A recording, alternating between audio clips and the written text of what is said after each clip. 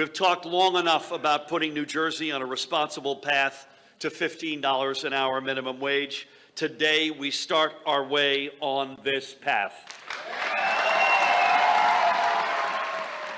That was New Jersey Governor Phil Murphy back in February introducing and signing into law the state's new minimum wage bill that is expected to hit the $15 an hour mark for most Garden State workers by 2024. The bill, however, was met with resistance by Democratic State Senator Vin Gopal, who was just one of two Democratic senators to vote against the wage increase.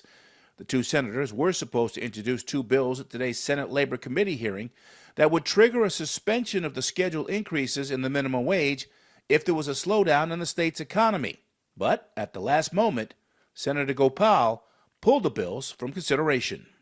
These bills were introduced March 9th of 2019, but a lot of folks felt concerned that this came right after an election, which the reality is it's been public information for nearly 9 months. But out of respect to stakeholders on both sides that wanted to take a little bit more time to consume the bills, we pulled it. They have a busy day today in Labor Committee regardless. So we're going to take time. I think they're two very good bills. One is based off of what California and New York did. The other makes sense, a simple study to see if poverty rates are going down. Are we moving towards automation? Which areas of the state are doing better? I think it's healthy to have data. Now, despite the fact that Senator Gopal's two bills were pulled today, there are still numerous other issues in play today, over 14 different committee hearings here at the State House. Like, for instance, over in Committee Room 4, where the Senate Health, Human Services, and Senior Citizen Committee tackled legislation to ban the sale of menthol cigarettes, a topic that did not sit well with Senator Ronald Rice. Big Tobacco, in their insidious marketing strategies for decades, marketed menthol cigarettes to the African American community. They went so far as to hand out literally hundreds of thousands of menthol cigarettes for free to that community. They discounted its price. They offered other discounts as well. And they targeted that community more than any other in their marketing scheme.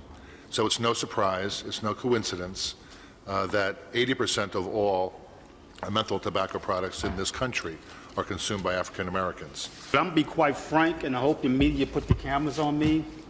I'm an African American. I'm a black legislator, and we continue to have folk in the legislature and the governor tell us what's doing harm to the black community.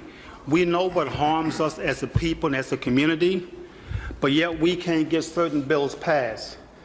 And then people are making money off us regardless of whether we oppose something or for it. We can't pick and choose the health care issues for people of color or anyone else. But despite Rice's protests, the legislation passed. Also on the table today, legislation to more thoroughly regulate the electronic smoking industry in an effort to protect both minors and adult users. The idea is to prevent underage access to vapor products and require retailers to use an electronic age verification system. With a very busy day here at the State House, I'm Phil Andrews, New Jersey News Network.